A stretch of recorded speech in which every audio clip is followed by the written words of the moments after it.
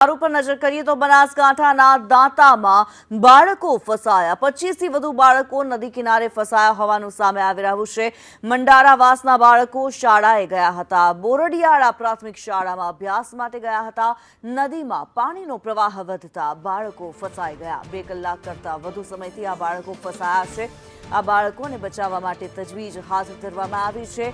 બનાસકાંઠામાં દાંતાના મંડારાવાસના બાળકો નદી કિનારે ફસાયા હોવાનું સામે આવી રહ્યું છે। એક્સક્લુઝિવ દ્રશ્યો અત્યારે અમે આપને બતાવી રહ્યા છીએ। બનાસકાંઠામાં દાંતામાં બાળકો ફસાયા હોવાનું સામે આવી રહ્યું છે। નદીના કિનારે આ બાળકો ફસાયા છે। મંડારાવાસના બાળકો સવારે બોરડિયાળા પ્રાથમિક શાળામાં અભ્યાસ માટે ગયા હતા અને અચાનકથી જ નદીની અંદર જે પાણીનો પ્રવાહ છે તે વધી ગયો છે અને આ બાળકો અત્યારે ફસાઈ ગયા છે। બાળકોને સામે કાંઠે લાવવા માટે થઈને કોશિશ કરવામાં આવી રહી છે। કઈ રીતે આ બાળકોને સામા કાંઠે લાવી શકાય તેના માટે થઈને વિચાર ચાલી રહ્યા છે, કોશિશ ચાલી રહી છે। 25 થી વધુ બાળકો મંડારાવાસના આ બાળકો જે શાળાએ ગયા હતા, બોરડિયા પ્રાથમિક શાળામાં આ બાળકો અભ્યાસ કરે છે, નદી પાર કરીને બોરડિયા પ્રાથમિક શાળામાં ગયા હતા। સવારે જ્યારે ગયા ત્યારે આટલા પાણી નહોતા, પરંતુ હવે જ્યારે પાણી વધી ગયા છે નદીની અંદર, ત્યારે તેમને સામે પાર લાવવા માટે થઈને મુશ્કેલી નડી રહી છે। અભ્યાસ કરો છો? ધોરણ 8। શું થયું? તમે નદીના કાંઠે ઉભા છો? નદીના કારણે અમે અહીંયા ઉભા છીએ। તો તમારા મમ્મી પપ્પા ક્યાં છે? નઈની પેલી છે। તો તમારે ઘર જવું કેટલી વારથી ઉભા છો? 2 કલાકથી। તમારે સરકાર જોડે શું માંગ છે? અમારો પુલ નવો બને।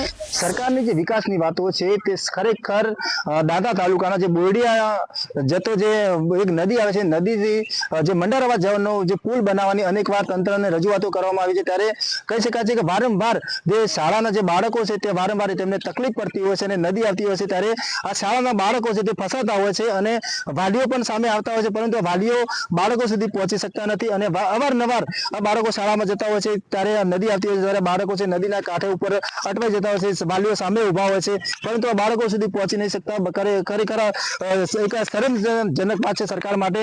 પરંતુ આ સવારે બાળકો છે તે શાળામાં ગયા હતા, શનિવારનો દિવસ હતો, સવારે વહેલા શાળામાં ગયા હતા અને આ બાળકો છે તે નદીમાં વધારે પૂર આવવાથી જે બાળકો છે તે 25-30 થી પણ વધુ બાળકો છે નદીના કાંઠે અટવાના છે અને તંત્ર દ્વારા પણ આ બાળકોને હજી સુધી કોઈ પૂછપરછ કરવામાં નથી આવી અને તંત્ર પણ અહીંયા આ સ્થળ ઉપર પહોંચ્યું નથી। ત્યારે સંદેશ લીધી ટીમ તંત્રના પહેલા પહોંચી અને બાળકોના ખબર અંતર પૂછ્યા હતા અને બાળકો છે તે નદીના કાંઠે જે અટવાયેલા હતા અને વાલીઓ છે તે પેલા કાંઠે અટવાયેલા હતા। ત્યારે તંત્ર દ્વારા અનેકવાર આ પુલ બનાવવાની રજૂઆતો પણ કરવામાં આવી છે, પણ તંત્ર દ્વારા આ ખાડા કંદ કરતા હોય તેવું લાગી રહ્યું છે। ત્યારે કહી શકાય છે કે અવારનવાર જે આ શાળામાં અભ્યાસ કરવા બાળકો જતા હોય છે તેમને મુશ્કેલીનો સામનો ભોગવવાનો વારો આવતો હોય છે।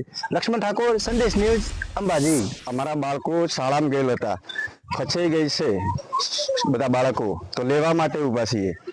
તમારા બાળકો પેલા કાંઠે છે, શું કહેવું છે? બાળકો કેટલા કલાકથી ઉભા છે? બાળકો 2 કલાકથી ઉભા છે। ક્યારે બાળકોને લેવા જશો હવે તમે? હવે પાણી ઓછું થાય પછી જઈએ એમ। હાલ તો જીવ જોખમમાં મૂકી ને પાણીની અંદર ઉતરાય એવું નથી। ત્યારે આ નાનકડા બાળકો જે પોતાની પ્રાથમિક શાળાની અંદર અભ્યાસ માટે સવારે ગયા હતા, પરંતુ હવે અત્યારે આ બાળકો અટવાઈ પડ્યા છે। પોતાના ઘરે કેવી રીતે પહોંચવું એ સૌથી મોટી સમસ્યા અત્યારે છે આ બાળકો માટે થઈને। આ બાજુ તેમના માતા પિતા પણ ચિંતિત છે, બાળકોની સુરક્ષાને સલામતીને લઈને આ બાળકો ચિંતિત છે। ત્યારે જે પ્રમાણે અત્યારે દ્રશ્યો સામે આવી રહ્યા છે, 25 થી વધુ બાળકો નદી કિનારે ફસાયા છે। મંડારાવાસના બાળકો શાળાએ ગયા હતા, 2 કલાક કરતા વધુ સમય થઈ ચૂક્યો છે અને હજી પણ આ બાળકો ફસાયેલા છે। તંત્ર દ્વારા અત્યાર સુધી કોઈ પણ પ્રકારની કાર્યવાહી હજી નથી કરવામાં આવી। સંદેશ ન્યૂઝ આ બાળકોની જે વ્યથા છે, તેમના માતા પિતાની જે વ્યથા છે તે અત્યારે આપના સમક્ષ લાવી રહ્યું છે। એક્સક્લુઝિવ દ્રશ્યો અત્યારે અમે આપને બતાવી રહ્યા છે ઉત્તર ગુજરાતમાં, જ્યાં મેઘો અનરાધાર વરસ્યો છે।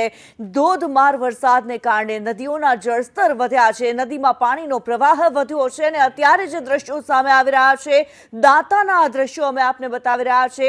દાંતાના મંડારાવાસના બાળકો નદીના કિનારે ફસાયેલા હોવાનું સામે આવી રહ્યું છે। આ બાળકો સવારના નીકળેલા હતા, પોતાની શાળાએ જવા નીકળેલા હતા શાળાએથી પરત ફરતા ત્યારે હવે તેમના માટે સૌથી મોટી મુશ્કેલી એ છે કે આ નદીને પાર કેવી રીતે કરવી। નદીની અંદર જે જળસ્તર છે તે વધેલા જોવા મળી રહ્યા છે અને તમામ બાળકો પણ ચિંતિત છે કે સામે પાર પોતાના ઘરે કેવી રીતે પહોંચે અને પેલી સામા પાર તેમના માતા પિતાને પણ ચિંતા થઈ રહી છે કે બાળકોને ઘરે પરત કેવી રીતે લાવવા।